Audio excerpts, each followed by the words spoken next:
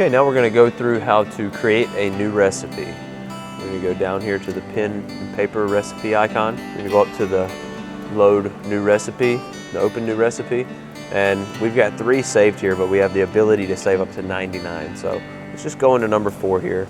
We're going to load. Now this number 4 is now loaded. So we're going to go back in the recipe page. Notice it does not have a name yet. It's just number 4. So we can change whatever we want to change on here. Belt speed, recip speed, and then what we want to do is we want to name it. So we'll just call it new. We'll hit enter and we'll hit save.